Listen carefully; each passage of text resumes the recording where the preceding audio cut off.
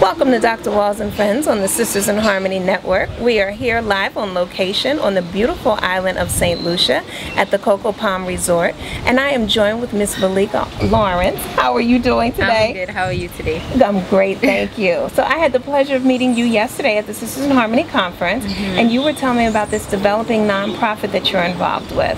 So tell the people the name of the organization, and there's different branches. So tell the people a little bit about it. Okay, so we have a nonprofit organization that's developing right now. It's called ProSafe, and it stands for Positive Reactions Over Secrets and Fear. All right. Okay, and it has two branches. One is called The Power of One, which is what I was speaking to yesterday, and the other one, which is run by my business partner and childhood friend Suya and Dayton, it's called Surviving Sexual Abuse in the Caribbean.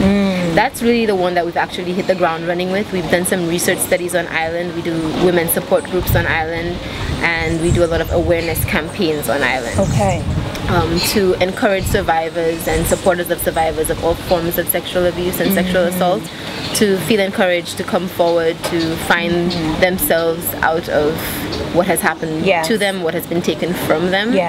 But what you heard me speaking about yesterday was the power of one, which is basically addressing the power of each individual member of the family unit so that we can take back the family unit and strengthen it. Wonderful. And exploring what are the responsibilities of each member of the family unit to the family unit and to each other throughout the lifespan. I love it. I love it. You know, as I told you off air, I'm very much involved with systems and helping people look at systems. And I often tell people, if you think of like a car, if you get a flat tire, that affects the entire car. Exactly. And so you have to make sure if you don't have enough air, or if you have too much air, it messes up the balance of the car. Exactly. And so just like with car maintenance, you have to do rotation, you have to do inspection, and it's the same within the family. That you have to look at each piece and make sure everyone's functioning healthy. Exactly. Appropriately.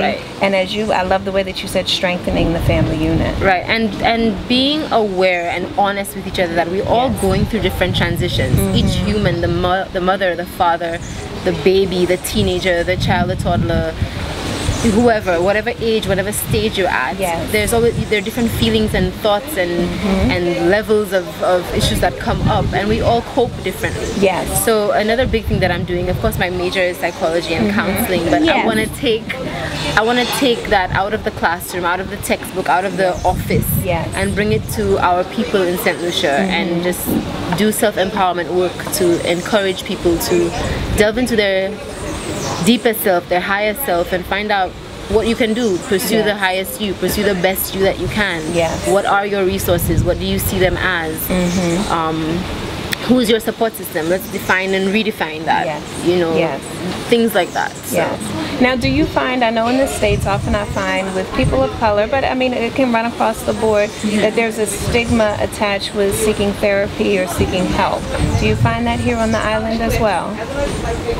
The obvious answer, I always have two answers for everything. Okay, fine. So the obvious answer is yes. Okay. When we look at Black history, colored people history, any type of ethnic history of any, I mean we're talking about us, but let's talk about anybody really. There's always going to be some stigma attached, and it has a lot to do with miseducation. So that's why we're doing awareness campaigns to say that it's okay. It's okay to ask for help. It's better to ask for help. It's strong to be aware of your room for improvement. And even when I go to do talks, I tell the students or the parents, we're not talking about failures and we're not talking about weaknesses. We're talking about your room for improvement. And you don't have to share it out loud. I want you to be aware of it to yourself. When you have a specific question, I'm all ears. I'm gonna give you every referral that I can possibly get you. And it's these types of things that we're not used to doing, these collaborations, these linkages, being aware that, hey, I don't have all the answers. And I can't save the world all by myself. So if I empower somebody else, I can call you and be like, hey, I have this client or I have this person who needs some different perspective. I gave them information up to this point, but I think maybe you'd be good with them, or maybe you know someone. And we're not brave enough to take these challenges, these risks, these opportunities, and see how we can really transform someone's life and our own. You know, because I grew a lot in the work that I do as well. Wonderful. Wonderful. And I think you're absolutely right. Getting people to admit the areas where they need to strengthen. And I don't like to use the word weaknesses. What I do is often equate it. I let people know it's like a muscle. You go to the gym, you work out, like you build your muscle. And so that's all that you're doing. You know? I love that. I'm so excited. No, seriously, I always say, I say the self is a muscle. We have to strengthen that. Your intuition is a muscle. You have to strengthen that. You have to, and it takes practice. Yes. Everything.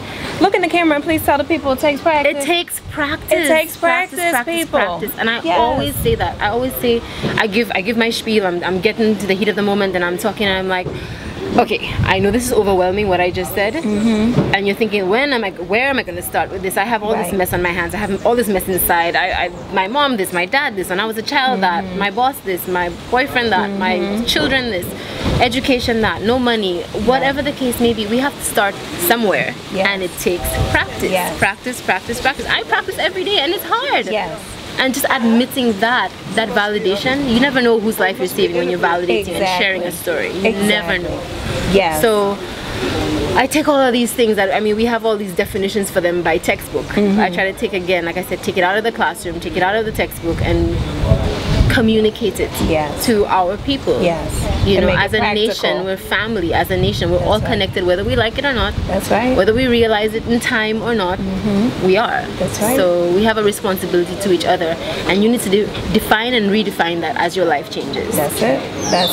So now, if people would be interested in working with the Power of One or making donations to the organizations, what's the best way for them to get in contact with you?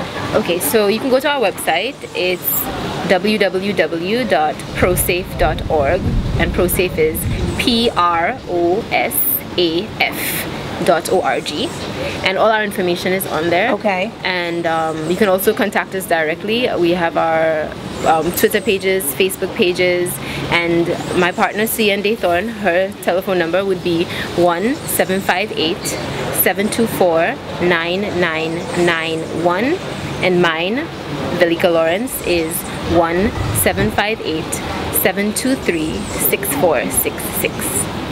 And so as we get ready to close out, yesterday you made such a powerful statement about why you chose the Power of One, why y'all chose that as the name.